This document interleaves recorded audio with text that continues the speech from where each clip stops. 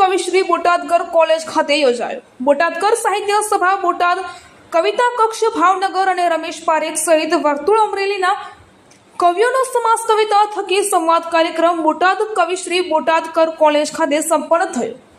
કવિશ્રી ફિરદોસ દેખૈયા દ્વારા કર્ણપ્રિય અવાજમાં મીઠા મધુને મીઠા મેહુલા ગીતથી બોટાદકરજીની વંદના કરી દીપ પ્રાગટ્યથી કાર્યક્રમની શરૂઆત કરવામાં આવી હતી। બોટાદ, ભાવનગર અને અમરેલીના શ્રેષ્ઠ સાહિત્ય પ્રદાન થકી શિરમોર એવા 18 કવિગણ ઉપસ્થિત રહ્યા હતા।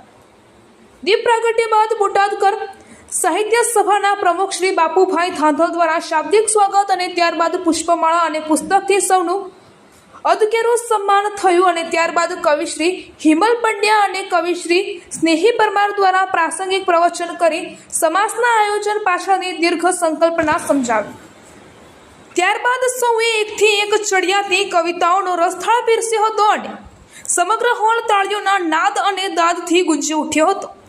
કવિશ્રી જયેશ ભટ્ટ, કવિશ્રી સ્નેહી પરમાર, કવિશ્રી જીત ચુડાસમા, કવિશ્રી હરજીવન દાફડા, કવિશ્રી હાર્દિક વ્યાસ, કવિશ્રી હિમલ પંડ્યા, કવિશ્રી નરેન્દ્ર મકવાણા નફસ, કવિશ્રી ડૉક્ટર ફિરદોસ દેખૈયા, કવિશ્રી વિપુલ પંડ્યા સહજ, કવિશ્રી ડૉક્ટર પરેશ સોલંકી, કવિશ્રી જગત ભટ્ટ, કવિશ્રી ઉદય મારુ, કવિશ્રી પ્રદ્યુમન ખાચર, કવિશ્રી ભરત વાઘેલા, કવિશ્રી જીતુભાઈ વાઠીર, કવિશ્રી ગોપાલ ચૌહાણ, કવિશ્રી આશીષ મકવાણા સાથે બોટાદના પ્રખ્યાત લોક સાહિત્યકાર ઉદયભાઈ થાંધલ દ્વારા શાબ્દિક પ્રસ્તુતિ કરી સૌને મોજ કરાવી।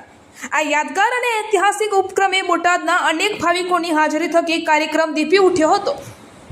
ઝાલાવાડની વાત ગુજરાતી સમાચાર પત્રના તંત્રી કિરીટભાઈ ખવડ પણ આ ક્ષણે પત્રકાર તરીકે ઉપસ્થિત રહ્યા હતા। સમગ્ર ઉપક્રમના વિચારક શ્રી ઉદયભાઈ મારુએ સુંદર શબ્દોમાં પોતાનો રાજીપો વ્યક્ત કર્યો અને લાલજીભાઈએ પારેખે આભાર દર્શન કર્યું। સમગ્ર કાર્યક્રમનું શ્રેષ્ઠ અને ભાવવાહી સંચાલન અને સંકલન કવિશ્રી પ્રવીણભાઈ ખાચર પાર્થ દ્વારા કરવામાં આવ્યું હતું।